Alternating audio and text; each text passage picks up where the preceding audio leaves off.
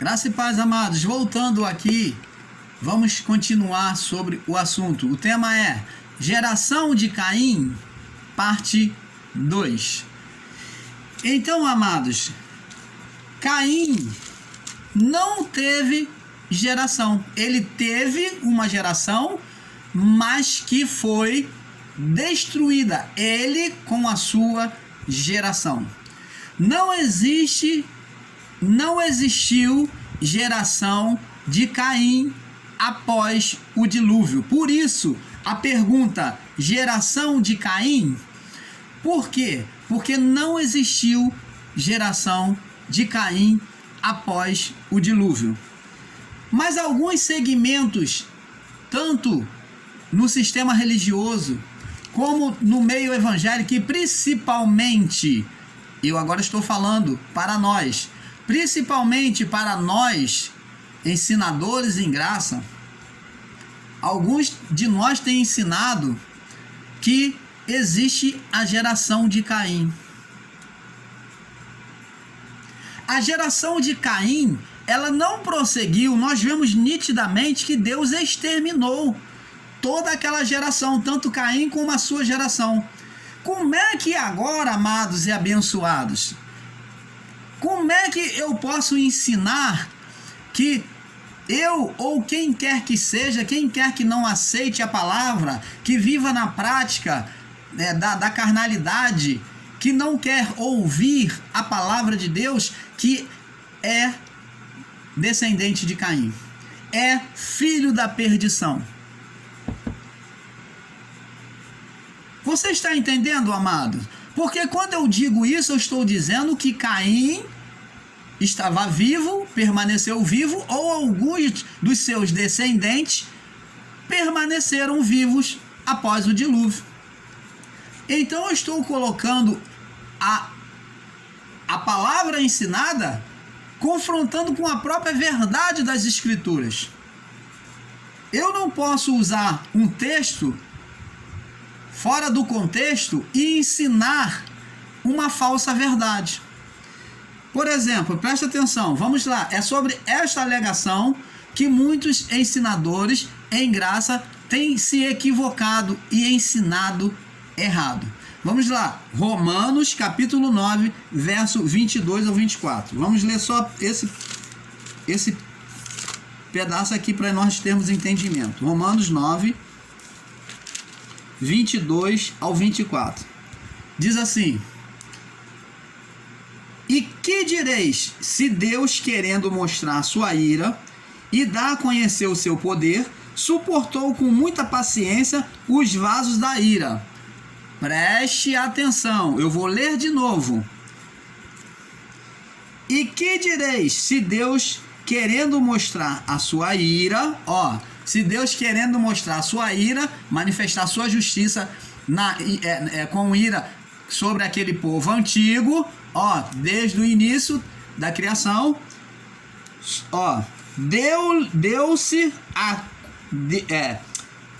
querendo se mostrar sua ira e dar a conhecer o seu poder e mostrar o seu poder, suportou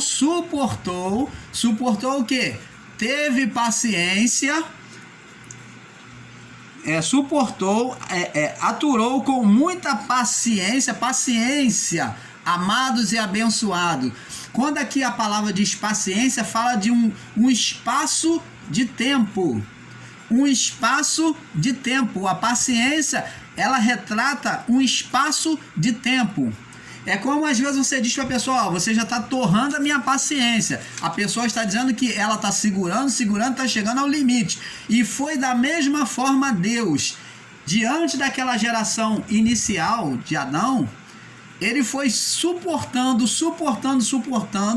e ele, até que ele veio dentro do limite da sua paciência, ele derramou a sua ira sobre quem? Suportou com paciência os vasos da ira, preparados para a perdição. Então, quem são esses vasos da ira preparados para a perdição? São as almas daqueles que se rebelaram contra Deus, desde o início da criação até o dia do juízo. O dia da ira é o dia do juízo. Então aqui não está falando de filho da perdição e filho da salvação, e nem que Deus escolheu um e reprovou o outro. Não, de forma alguma. Está se referindo somente àquele povo. Paulo está retratando e ensinando da ira de Deus, do juízo de Deus sobre a vida daquele povo desde a existência de Adão até o dia do juízo. Você está entendendo, amado? Temos que saber interpretar a palavra do Pai. Ele diz aqui no verso 23, para que também desse a conhecer as riquezas da sua glória nos vasos de misericórdia. Também, você vê, assim como houve o juízo, a ira, também ele teve o quê? O amor dele, né? A riqueza de glória nos vasos de misericórdia, para a glória que antes já preparou. Então está falando sobre a misericórdia de Deus também sendo exercida sobre aqueles que viviam debaixo da justiça de Deus, os quais somos nós, quem também chamou, não só dentre os judeus, mas também dentre os gentios. Entendeu? É isso, amado, que nós temos que entender. Deus não escolheu um e desprezou o outro. Vamos lá, Efésios capítulo 5, é outra alegação que se faz também. Efésios 5, do 5 em diante, diz aqui. 5, diz assim: porque bem sabeis isto, que nenhum fornicador, ou impuro, ou avarento, ou qual é idólatra, tem herança no reino de Cristo, de Cristo e de Deus. Ninguém vos engane com palavras, porque por essas coisas, pela desobediência, pela carnalidade, vem a ira de Deus sobre os filhos da desobediência. Os filhos da desobediência, essa referência de filhos da desobediência, que é a mesma referência a Caim, ou filho da perdição, é a mesma referência a Caim, o mesmo nome dado, fala-se das obras e não de descendente físico na carne. Você está entendendo, amado? Porque existem pessoas que dizem assim, não, porque os muçulmanos são filhos de Caim, por isso que eles são mais. Eu mesmo já ensinei errado assim. Porque fui ensinado errado sobre a ótica de outra pessoa e não buscando a revelação de Deus sobre mim mesmo, sobre o meu próprio entendimento. Quando você se alimenta de palavras vindas da boca dos outros, a tendência é você, mais tarde, passar mal. Aquilo ali que você comeu, que é mal, que não é bom, vai em algum momento te fazer mal. E é o que aconteceu. E hoje eu posso ensinar a vocês que não existe filho da perdição.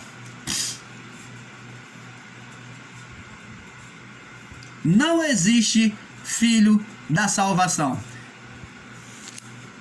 Não existe descendente de Caim. Porque Caim não deixou, Deus não deixou descendente nenhum de Caim. Foram tudo exterminados no dilúvio. O filho, hoje não existe filho da salvação. Não existe filho da perdição, porque todos somos filhos de Deus. Somos chamados filhos de Deus. Não existe eleito, não existe salvo, não existe filho da perdição. Todos somos filhos de Deus. E vamos prosseguir. Vamos aqui. 1 Pedro, no capítulo... Ou melhor... Então, sabendo que Noé é que gerou descendentes, que foram Sem, Cã e Jafité. Então dessas 3 tribos, Sem, Cã e Jafité, geraram-se o quê? Outras tribos. Desses três homens, dessas 3 gerações, geraram-se a tribo de Israel, de Sem, Cã e Jafité. Não existe mais nenhuma historinha que se possa fugir pela tangente. Essas 3 gerações, né, de Noé é que geraram. Noé e essas 3 gerações é que geraram filhos. Vamos ver aqui. 2 Pedro, capítulo 2, no verso... 2 Pedro, capítulo 2, no verso 1 e 3. Vamos ver aqui, porque é uma das alegações que se fazem.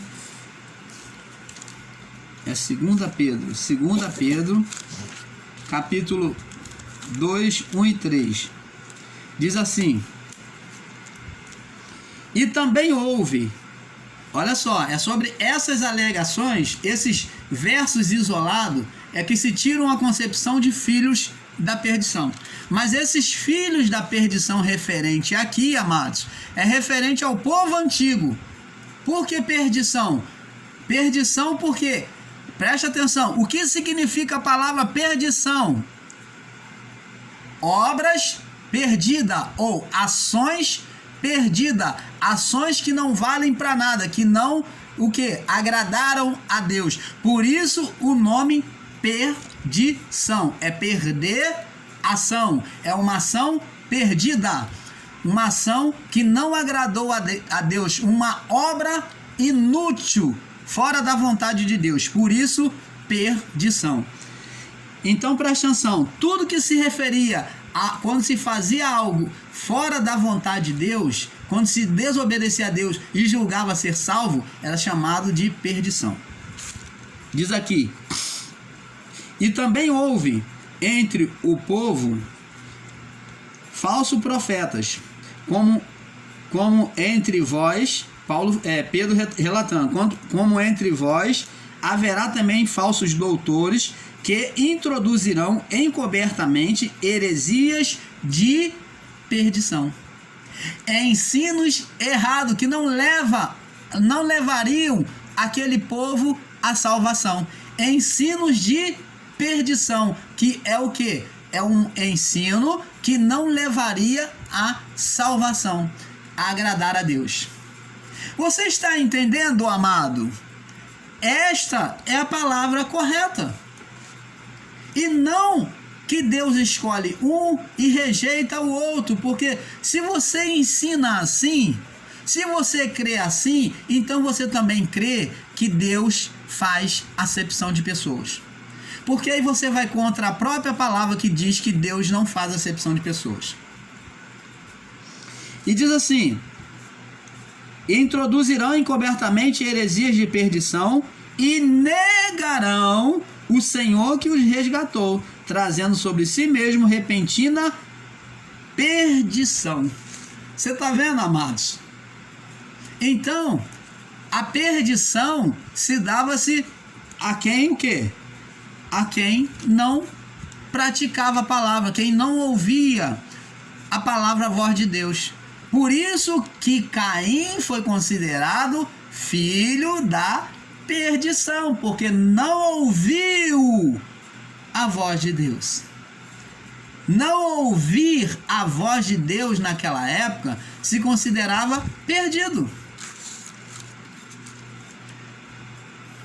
Você tá entendendo, amado? Temos várias outras referências. Por exemplo, vou te dar uma outra referência aqui. Ó, vamos lá sobre a palavra do próprio Senhor Jesus, que ensinou. Jesus Nazareno ensinou. João, capítulo 17, para não ficar muito em cima dos fatos antigos. João 17. Olha o que Jesus falou. Olha, ele já estava falando sobre justamente os filhos da perdição, daquele que não ouve. Ó, daquele que não ouvia. Esses eram chamados filhos da perdição. E diz aqui, ó, João capítulo 17, no verso 12, diz assim, olha o que Jesus disse. Vamos ler do 11 em diante, diz aqui: eu já não estou mais no mundo, mas eles estão no mundo, e eu vou para ti. Isso foi antes de Jesus se entregar à cruz, ser entregue à cruz. Eu vou para ti. Pai Santo, guarda-os em teu nome, que me deste, para que sejam um, assim como nós. Estando eu com eles no mundo, guardavas em teu nome. Tenho guardado aqueles que tu me deste. Nenhum deles se perdeu, senão o filho da perdição, para que a Escritura se cumprisse. Quem é o filho da perdição? Jesus aqui está se referindo, no meio dos 12, a quem? Judas Iscariote. Aí, sobre essa alegação, existem pessoas em graça que ensinam, porque Judas o traiu, e já estava escrito lá que Jesus ia calcar, e a serpente ia morder o calcanhar. Então usa-se esse termo da serpente mordeu o calcanhar, que Judas ia trair, e diz que Judas foi designado como filho da perdição, como filho de Caim, que Judas era filho de Caim. Olha, isso daí não tem nenhum embasamento bíblico para se falar uma coisa dessa. Primeiro que a geração de Caim foi extinta. E o termo filho da perdição foi atribuído a todos aqueles que não ouvia a voz de Deus. Quando uma pessoa daquela época, desde a criação até o juízo, nesse percurso, quando alguém dizia ser de Deus, mas não dava ouvido à voz de Deus, não atinava de ouvir, de atentar em praticar a palavra de Deus, era chamado de perdição, uma ação perdida, ainda que ele fizesse qualquer obra. Por quê? Porque o ministério da lei, ele era um ministério de obras, então era um ministério de obras em que a pessoa tinha que fazer com ação. Então, quando a pessoa ela dizia crer em Deus, dizia estar vivendo as leis de Deus, as leis mosaicas, mas ela não observava, não praticava corretamente, ela era chamado de filho da perdição. Ou quer dizer, em outras palavras, filho de uma obra perdida, de uma ação, filho de uma ação, perder a ação, perdição, é uma obra perdida, é uma obra de Deus que era para ser, teria que ser obedecida, mas que estava perdido. Por isso que aquela pessoa era perdição, uma obra perdida de Deus. É como o oleiro que constrói o vaso, aí sim, e aquele vaso sai imperfeito. Então, aquela obra foi perdida. Só que no caso do oleiro, ele vai lá e refaz e faz um vaso novo. Mas aqui está falando da restauração do povo de Israel. Do povo de Israel ser trazido de volta para Deus por meio de Cristo. Cristo foi o oleiro que refez o barro. Então ele trouxe a salvação a muitos israelitas foram salvos, né, no seu período, no período dos apóstolos, por meio antes do juízo. Então o povo israelita foi salvo, entendeu? Então, amados, temos que entender isto que se diz na palavra, e não se refere a uma escolha de bem ou mal. Jesus disse quando ele fala aqui, ó, nenhum deles se perdeu, senão o filho da perdição, para que se cumprisse a escritura. Ele está falando de Judas Iscariote, em meio aos 12, pela sua onisciência, ele já sabia o que passava na mente, no coração de Judas, já sabia que Judas roubava, já sabia que Judas duvidava de quem ele realmente era e que Judas estava fazendo de tudo para tacar ele no fogo para ele poder reagir, para ver se ele realmente era o Filho de Deus. Então, a tentação de Judas Iscariotes, se você olhar bem e observar bem, foi mais pela dúvida, pela incerteza de quem realmente fosse o Cristo, que Jesus realmente fosse o Cristo, o ungido. Por isso é que ele o tentou. Essa traição de Judas foi uma forma de tentação para jogar Jesus no fogo, para ele poder tomar a mão na espada, como Pedro, que tomou mão na espada e cortou a orelha. E Jesus disse para ele: Pedro, se eu quisesse, eu oraria o Pai e lhe enviaria a legião de anjos. E Jesus foi lá, pegou a orelha do soldado, né, o Malco, né, e colou no lugar. Botou no lugar de volta. Restaurou. Então, amados, os discípulos, apesar de estarem com Jesus, mas muitos deles duvidavam da natureza divina de Jesus. Por isso é que Pedro se escondeu, traiu Jesus. Filipe duvidava ainda da natureza de Jesus. Filipe, quando Filipe falou: Senhor, mostra-nos o Pai, ele falou: Filipe, estou tanto tempo convosco, como é que tu vem falar mostra-nos o Pai? Filipe, apesar de ser fiel ao Evangelho, mas ele ainda duvidava. Assim como Judas Iscariotes, que além de ser salteador, né, totalmente carnal, maligno, ele também duvidava da divindade de Jesus, de que Jesus era ungido.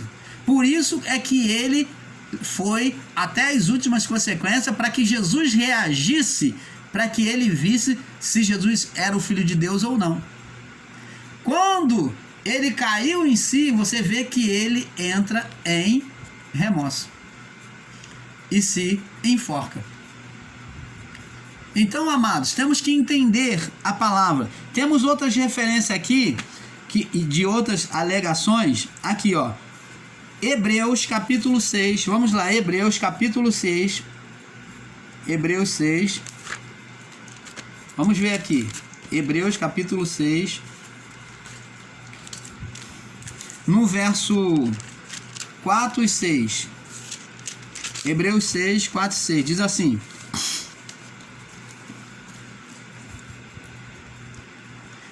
é impossível que os que já uma vez foram iluminados, tiveram entendimento, ao que Paulo está dizendo. É impossível que os que uma vez tiveram entendimento e provaram o dom celestial, ministraram o poder de Deus, né? Que provaram, que dom celestial é esse? A fé. Então tiveram entendimento, souberam da verdade e receberam a fé e se tornaram participantes do Espírito, ó, e provaram da boa palavra de Deus e dos poderes do século futuro e recaíram, sejam outra vez renovados ao entendimento. Pois assim, quanto a eles, de novo crucificaram o Filho de Deus e o expõem ao vitupério. Então você está vendo? A reprovação de Deus era justamente de uma prática errada. Hebreus 10, 26. Vamos aqui, Hebreus 10, 26, para nós passarmos para o próximo vídeo. Hebreus 10, no verso 26. Diz aqui, ó: porque se pecarmos voluntariamente, depois de termos recebido o conhecimento da verdade, já não nos resta mais sacrifício pelos pecados. Você está vendo? E diz assim: mas uma certa expectação horrível de juízo e ardor de fogo que há de devorar os adversários, quebrantando alguém a lei de Moisés, morre sem misericórdia, só pela palavra de 2 ou 3 testemunhas. De tanto maior castigo, cuidais vós, será julgado merecedor aquele que pisar o Filho de Deus e tiver por profano o sangue da aliança, com o qual foi santificado, e fizer agravo ao Espírito, e fizer agravo ao Espírito da graça, porque bem conhecemos aquele que disse: minha é a vingança, e eu darei recompensa, diz o Senhor, e outra vez o Senhor julgará o seu povo. Então tá vendo aqui? Tá vendo que viver sobre a carnalidade naquela época está falando do juízo e da sentença sobre aquele povo. Tudo está relacionado, tudo que Paulo disse está relacionado àquele povo antes do juízo. Temos que sempre que ler as cartas paulinas entender que tudo Paulo fala para o povo antes do juízo. Ali existiu o filho da salvação antes do juízo. Ali existiu o filho da condenação, o filho da salvação. Ali existiu salvos e eleitos. Mas hoje não. Hoje todos somos filhos do Pai. Vamos passar para o próximo vídeo. Então, um pouco aqui, um pouco ali. Fique na paz.